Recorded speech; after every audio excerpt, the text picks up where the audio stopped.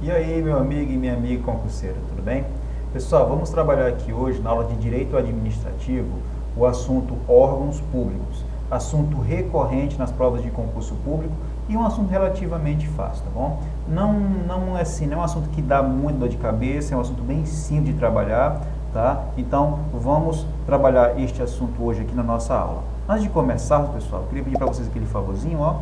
Curta, inscreva-se e compartilhe, turma. Dá essa força aqui para o nosso canal, para a gente continuar oferecendo videoaulas gratuitas para que você possa ser aprovado no seu tão sonhado cargo público, tá bom? Então, pessoal, sem mais delongas, vamos aqui começar a nossa aula sobre órgãos públicos, tá bom? Então, Iane Gentil aqui, seu professor de Direito Administrativo, tá? Vamos trabalhar aqui nos órgãos públicos, vamos fazer aqui uma pequena introdução a respeito do tema, certo? Então, vamos lá. Vamos trabalhar primeiramente, pessoal, a teoria do órgão. Simples, muito simples. Olha o que fala aqui o texto legal.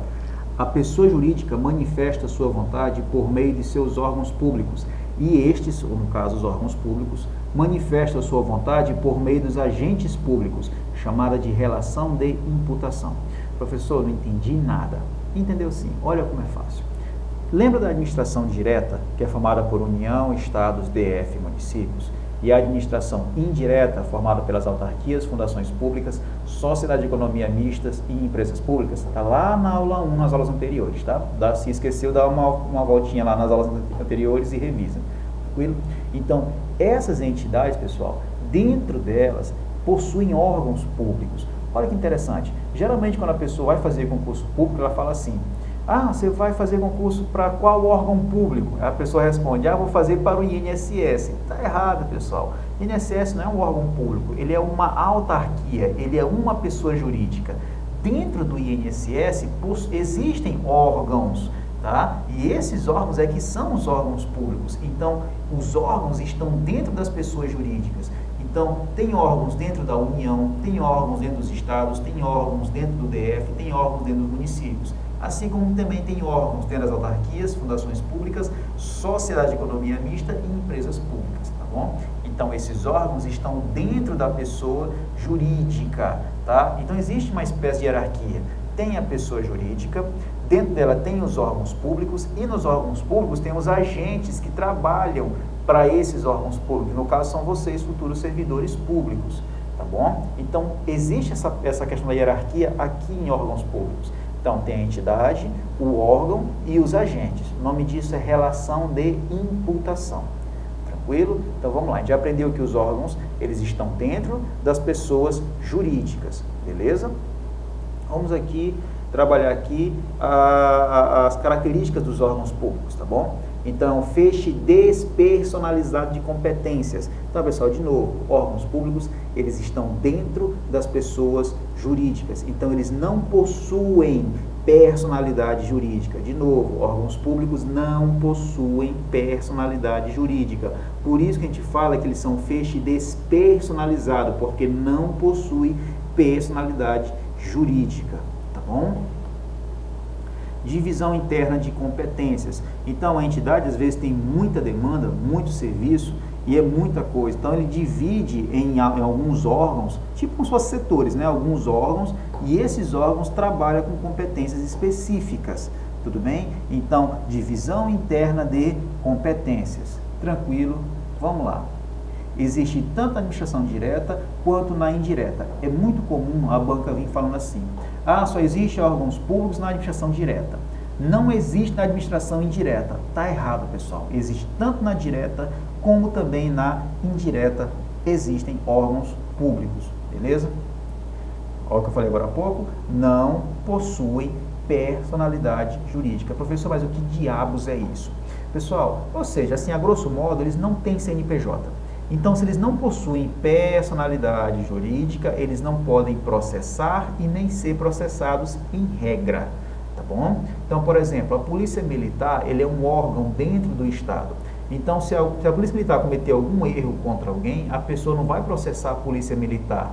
Por quê? Porque ela não possui personalidade jurídica. A pessoa vai processar quem possui a personalidade jurídica. E quem é? O ente a qual a Polícia Militar está subordinada. E quem é esse ente?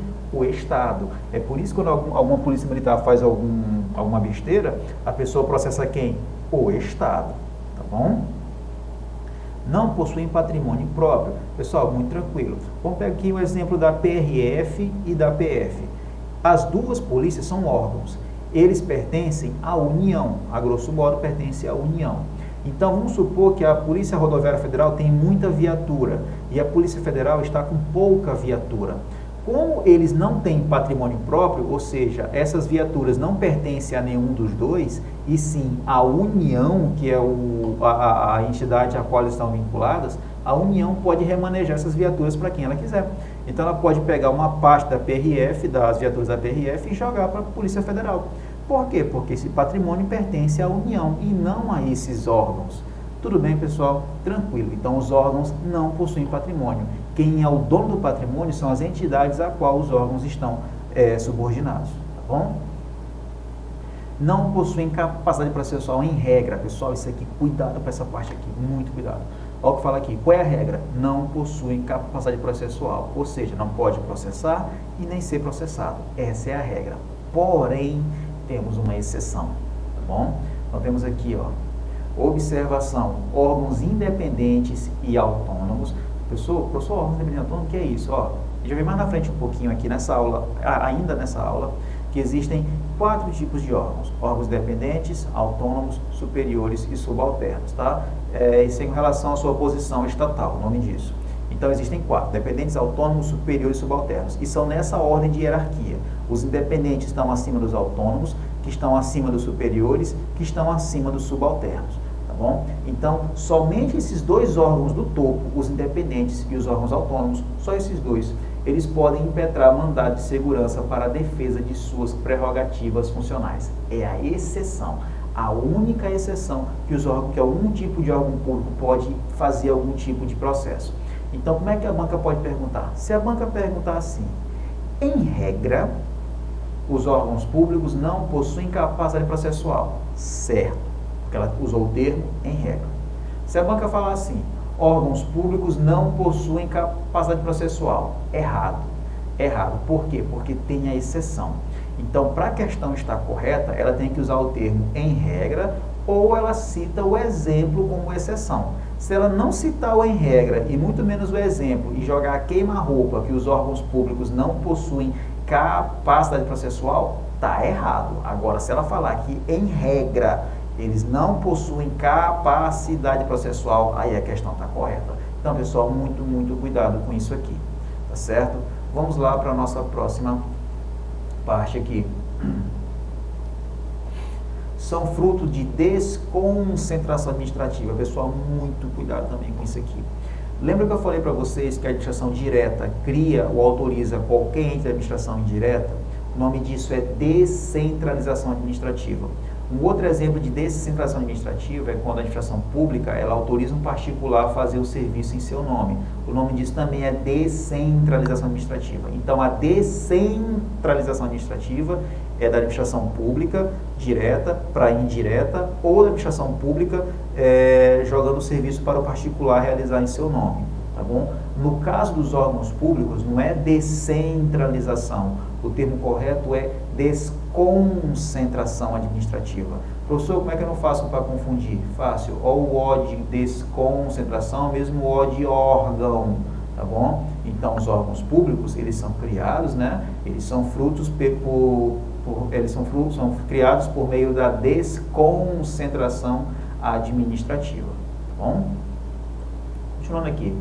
A criação e a extinção estão submetidas ao princípio da reserva legal. Pessoal, muito fácil. Os órgãos públicos, eles só podem ser criados ou extintos por meio de lei.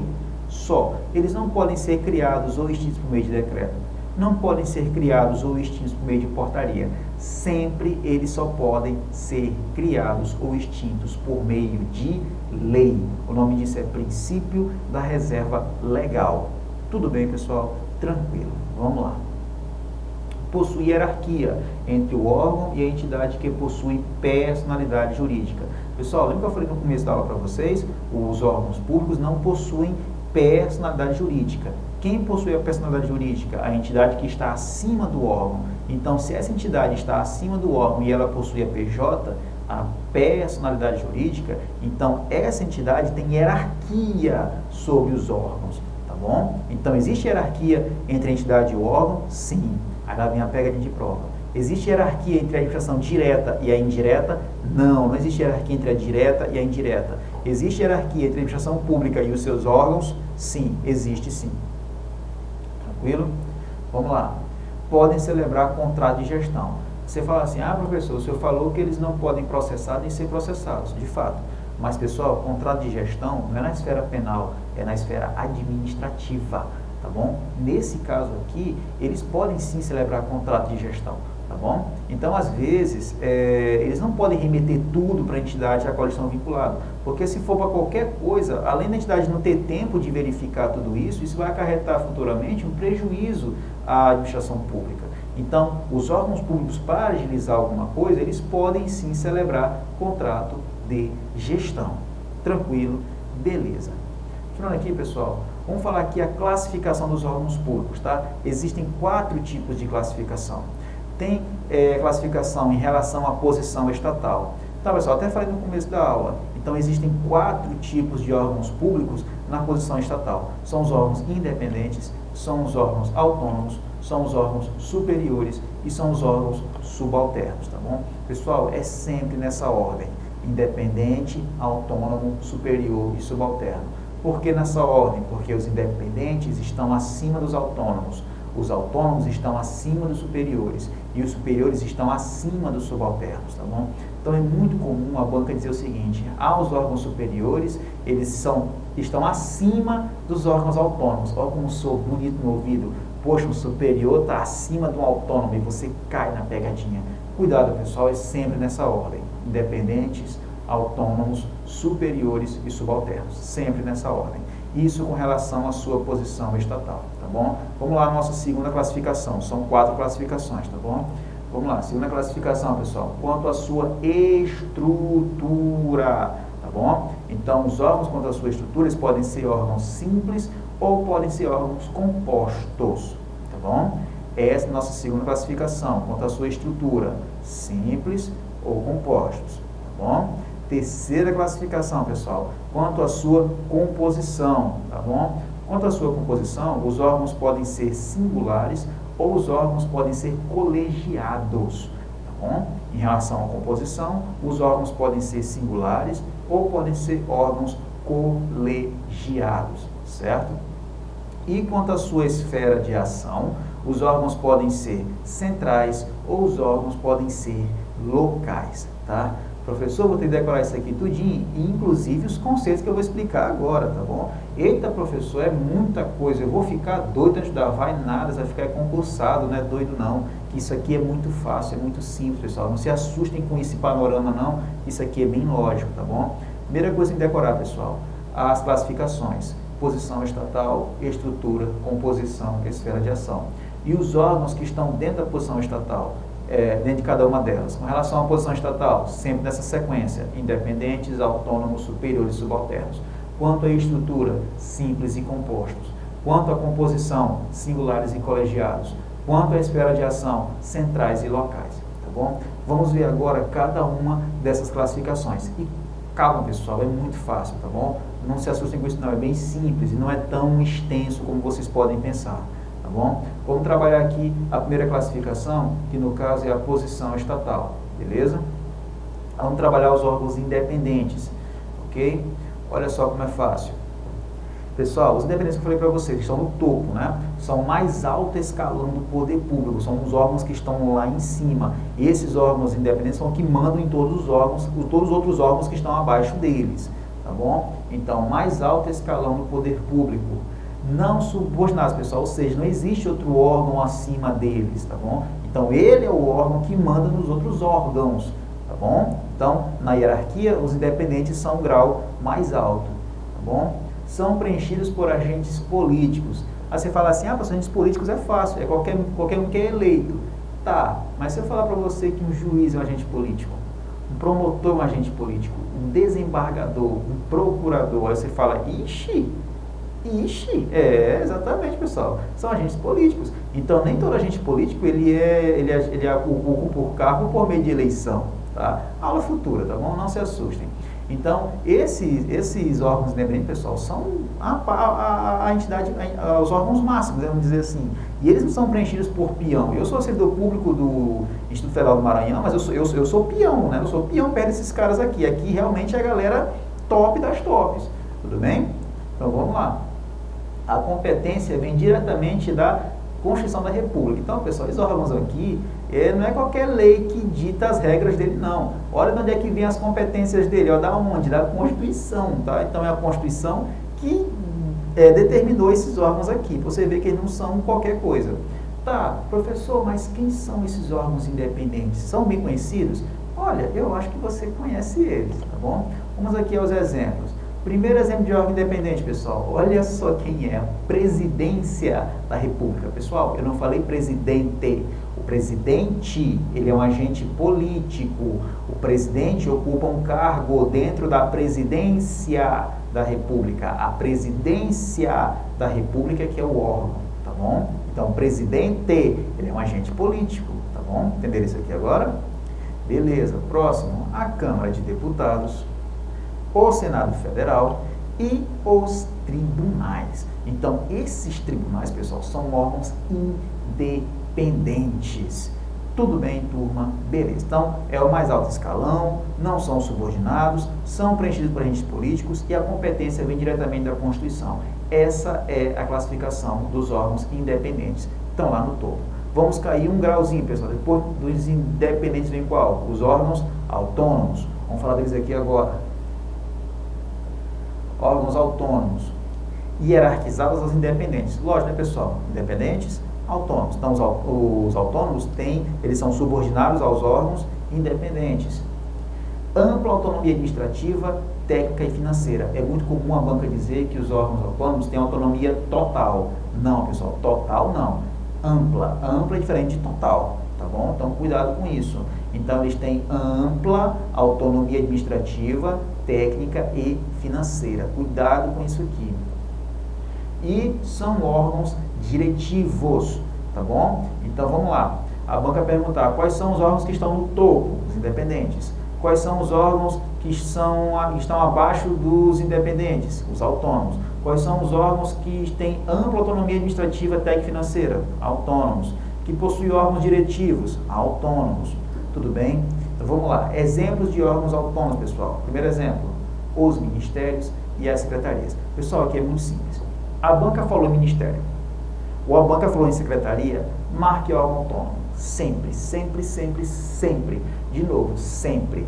Todos os ministérios e todas as secretarias são órgãos autônomos, tá bom? Então, na prova de vocês, se jogarem lá, o exemplo de órgão autônomo, Ministério da Educação, correto. Secretaria de Cultura, correto, tá bom? Então, Ministério e secretarias são os exemplos de órgãos autônomos.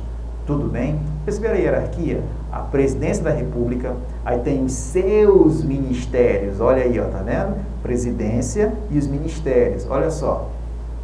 Vamos lá. Próximo, vamos aqui aos órgãos superiores. Então, pessoal, ó, de novo, os superiores, eles são subordinados aos órgãos autônomos, que são subordinados aos órgãos independentes. Então, independentes, autônomos, superiores. Vamos lá. Órgão de direção, chefia, controle e decisão.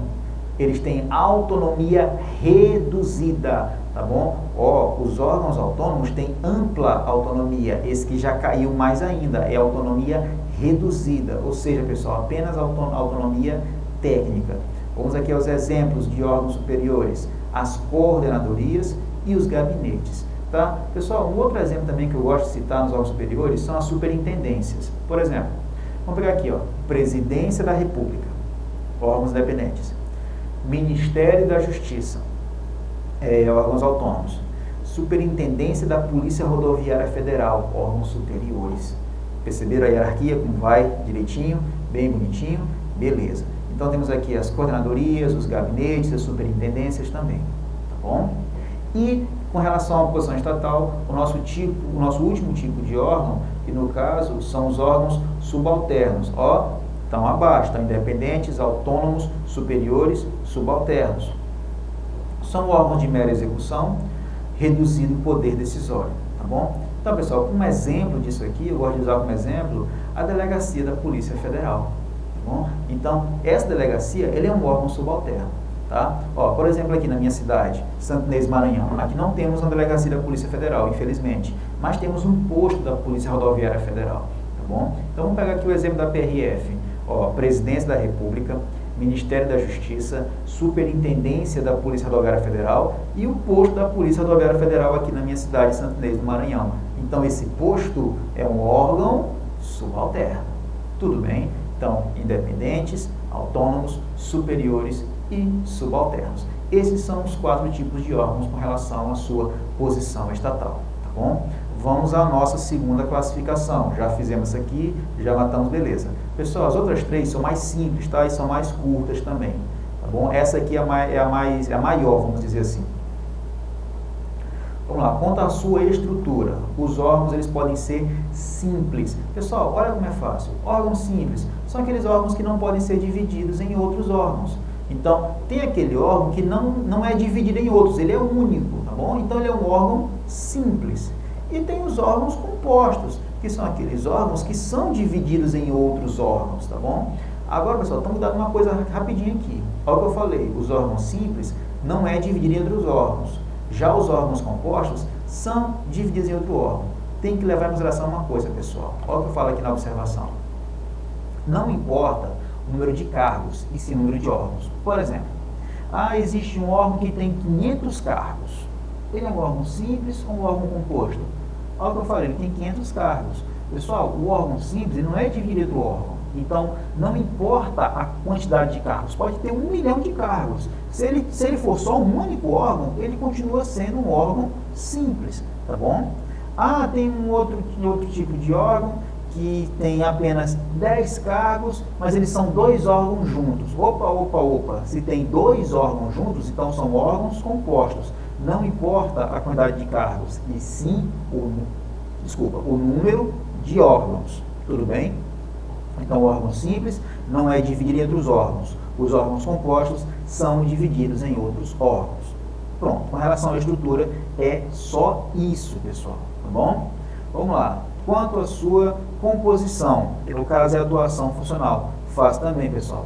Temos órgãos singulares ou unipessoais. São aqueles órgãos em que uma única pessoa toma a decisão, tá bom? Professor, eu quero um exemplo de um órgão singular em que uma única pessoa toma a decisão. Se eu falar para vocês que o juiz, ele é um órgão, você fala, vixe, uma pessoa é um órgão público? Ele é um órgão do Poder Judiciário, pessoal. A gente vai ver isso aí com mais detalhes na aula de Direito Constitucional, tá? Quando a gente chegar no Poder Judiciário, mais lá na frente um pouquinho, tá bom? Então, um juiz, ele é sim um órgão, e ele sozinho toma decisão. Então, ele é um órgão singular, ou também chamado de órgão unipessoal. É estranho falar que uma pessoa é um órgão público, né? Pois é, pessoal, isso cai em prova, tá? O juiz, ele é um órgão público, ele não é servidor público. Não rebaixem o juiz a nível de servidor, ele é um cargo bem mais acima, tá bom? Vamos lá. Temos órgãos colegiados, né, pluripessoais. Aqui, pessoal, a decisão é tomada por várias pessoas, tá bom? Também chamado de manifestação conjunta. Aqui não é uma pessoa que toma a decisão, e sim várias pessoas juntas tomam a decisão. Professor, eu quero um exemplo. Fácil. O juiz é um órgão singular, né? Então, pessoal, um juiz ele é um órgão do Poder Judiciário de primeira instância. Ele tomou a decisão. Você não concordou, você vai recorrer à segunda instância. E no caso, quem é a segunda instância? Os tribunais. E os tribunais ficam na capital. E lá, pessoal, no tribunal, não é uma pessoa que toma a decisão, são várias pessoas. E essas pessoas que tomam a decisão no tribunal são chamadas de desembargadores. Então, existe um número específico de desembargadores, cada tribunal tem a sua composição. Então, esses desembargadores se reúnem, tomam a decisão juntos, tá? E assim a sentença, alguma coisa é aplicada. Nesse caso, como a decisão foi tomada junta, então a gente fala que os tribunais, eles são órgãos colegiados ou órgãos pluripessoais, tá bom? Então, singular, uma única pessoa toma a decisão, colegiado, várias pessoas em conjunto tomam a decisão, tá bom? Tranquilo. A nossa última classificação, pessoal, é quanto à esfera de ação. Muito fácil também, tá bom? Existem os órgãos locais. são aqueles órgãos que exercem a função em parte do território. Professor, o exemplo que eu acho bacana no exemplo, olha como é fácil. Temos aqui a Secretaria Municipal de Saúde. Tá? Ela atua onde? Na cidade, só na cidade de Santo Inês, que é onde eu moro. Então, ele é um órgão local. Tranquilo? Beleza.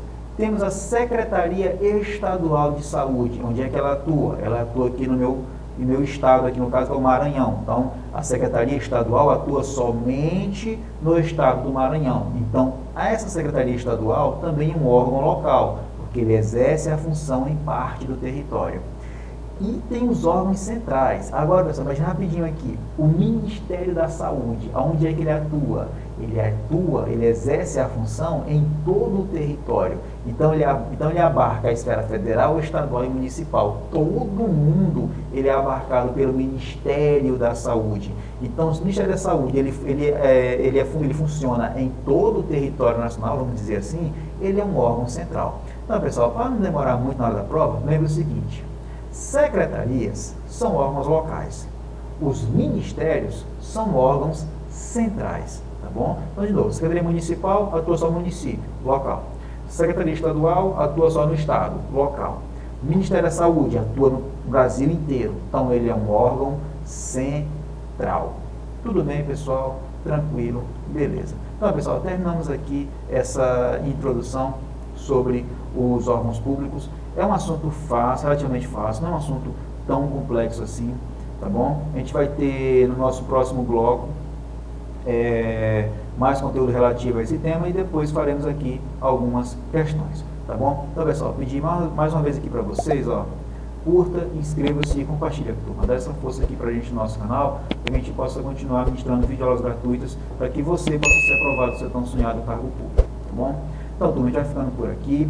Muito obrigado por acompanhar aqui a nossa aula, prestigiar o nosso canal, tá bom? Então, pessoal, não desista do seu sonho, continue estudando que tudo vai dar certo. Uma hora vai chegar a sua aprovação e você vai lembrar com muito carinho dessas horas de estudo que você está tendo aqui comigo, tá bom? E o que precisar, pessoal, a gente está aqui disponível para encurtar a distância entre o estudo e a sua aprovação. Então, tá, pessoal, vai ficando por aqui. Fiquem com Deus. Até a nossa próxima aula aí. Valeu, pessoal. Vamos se ver na nossa próxima aula.